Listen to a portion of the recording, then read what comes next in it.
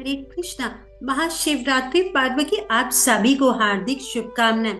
हर महीने की कृष्ण पक्ष की चतुर्दशी को शिवरात्रि कहते हैं, लेकिन फागुन मास की कृष्ण चतुर्दशी पर पड़ने वाली शिवरात्रि को महाशिवरात्रि कहा जाता है। इसे बड़े हर्षोल्लास व भक्ति के साथ मनाया जाता है।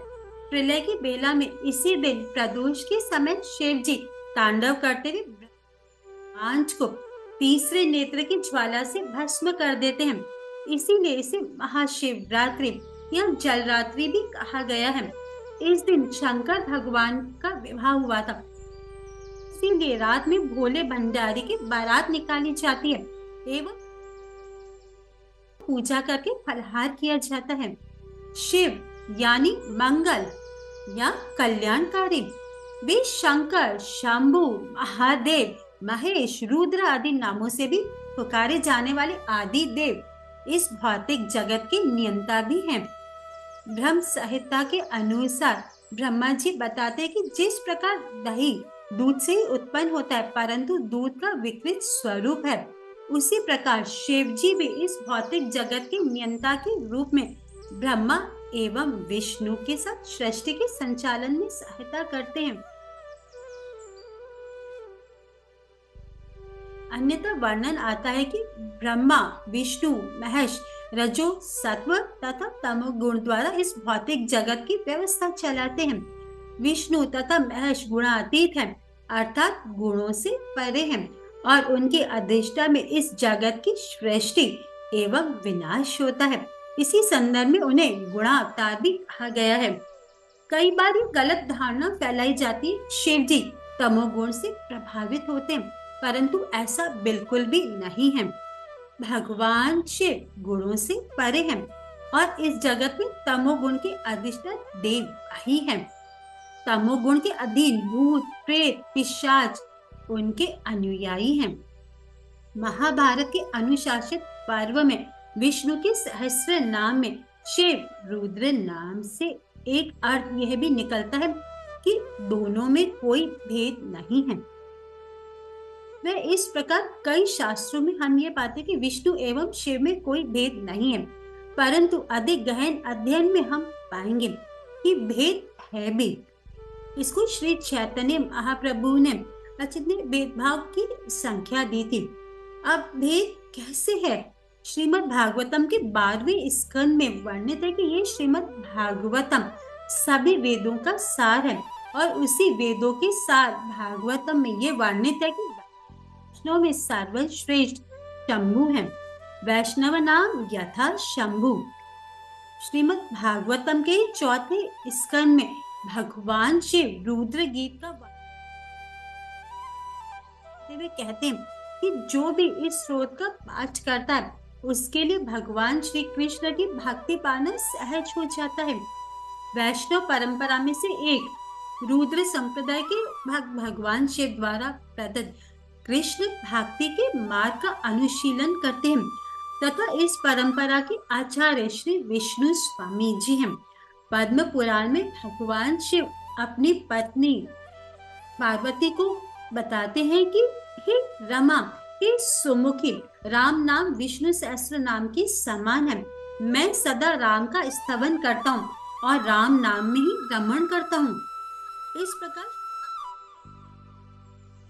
गहन अध्ययन से हम ये पाते हैं कि भगवान शिव और विष्णु के बीच कोई भेद नहीं है, और शिव जी भगवान विष्णु को ही आराध्य मानते हैं।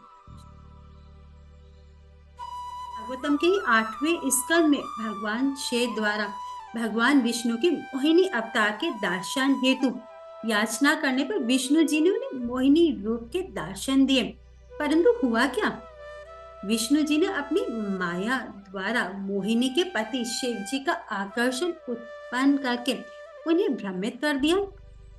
यह लीला दो श्रेष्ठ व्यक्तित्वों के बीच आदान प्रदान है, परंतु कुछ अपाविक को यह लगता है कि ये शिव जी और विष्णु जी के बीच श्रेष्ठता के कंपटीशन है। ऐसी सोच बहुत ही निम्न कोटि की मानी जाती है। भगवान कृष्ण की रास लीला में भाग लेने के लिए आतुर भगवान शिव जी ने गोपी का रूप धारण किया और आज भी हम देख सकते हैं कि श्री धाम वृंदावन में उन्हें गोपेश्वर महादेव के रूप में पूजा जाता है, जहाँ पर उनका श्रृंगार एक गोपी के रूप में है। भगवान शिव हर धाम के क्षेत्रपाल के रूप में उस धाम की रक्षा करते हैं। मथुरा में वो भूतेश्वर महादेव के रूप में है। मानसी गंगा गोवर्धन में वे चकलेश्वर महादेव के रूप में विराजते हैं। नंदगांव में वे नंदेश्वर महादेव के रूप में है। तो काम्य वन में वे कामेश्वर महादेव के रूप में, और श्रीधाम वृंदावन के दिक्पाल है गोपेश्वर महादेव जी। गौरी वैष्णव के लिए श्रीधाम वृंदावन एक प्रमुख स्थान है, और कई गौरी वैष्णव ग्रंथों में हमारे पूर्व आचार्यों द्वारा वृंदावन स्थित गोपेश्वर महादेव का स्तुतियों द्वारा गुणगान हुआ है। तो देखिए कितना नरहरि चक्रवर्ती भक्ति रत्नाकर ग्रंथ में लिखते हैं कि मैं गोपेश्वर महादेव को प्रणाम करता हूँ, जो भक्ति में आने वाले सभी क्लेशों को हरते हैं तथा वृंदावन में भगवत प्रेम सुलभ करवाते हैं। जब भगवान शिव को यह ज्ञात हुआ कि भगवान श्री कृष्ण ने गोकुल में बालक के रूप में जन्म लिया, तो उन्होंने पार्वती से उनसे मिलने की इच्छा जताते हुए नंदगांव जाने की अनुमति मांगी, और वे पहुंच गए अपने वेश में उनसे मिलने के लिए। यशोदा मैया ने देखा कि कोई अघोरी बाबा कान्हा से मिलने आए, तो उनके रूप से कहीं कान्हा डर न जाए। तो ऐसा सोचकर यशोदा मैया ने उन्हें मिलने से बिल्कुल मना कर दिया। बाबा ने बिना मिले ना जाने की जिद की, और कुछ दूर जाकर वहीं पर वो बैठ गए। और भगवान को भी शिव जी को दर्शन देने की आतुरता है, तो वह भी रोने लगे, और ऐसे रोए कि किसी की चुप कराने से वह चुप ही ना हो। तब किसी ने ये सलाह दी, शायद उन बाबा को कान्हा से ना मिलवाने के कारण यह अपशगुन हुआ है और कान्हा रो रहे हैं। तब भगवान शिव को बुलाया गया, और भगवान शिव के कान्हा को स्पर्श करते ही वे शांत। तब यशोदा मैया ने शिव जी से आग्रह किया कि यहाँ आने से हमारा कान्हा रो नहीं रहा, इसीलिए आप यहीं रहें। तब से भगवान शिव नंदेश्वर महादेव के रूप में नंद महल में रहते हैं। यह अद्भुत लीला हमें दर्शाती है कि भगवान के भक्त उनसे मिलने की आतुरता ही उनके दर्शन करवा सकती है। कहा जाता है कि भगवान शिव की अनुमति के बिना किसी को भी धाम में प्रवेश करने की अनुमति नहीं मिल सकती है। इसीलिए आइए हम सभी भगवान शिव से प्रार्थना करें कि कृपया हमारे हृदय में बसी भौतिक सांसारिक भोग करने की इच्छा को निकाल बाहर करें, और भगवान श्री कृष्ण के प्रति पूर्ण समर्पित भाव से भक्ति करने में आने वाली सभी बाधाओं को हटाएं, ताकि हम इस जीवन मृत्यु के चक्र से बाहर निकल सकें और जीवन के अंत में भगवत धाम को प्राप्त कर सकें। हरे कृष्ण।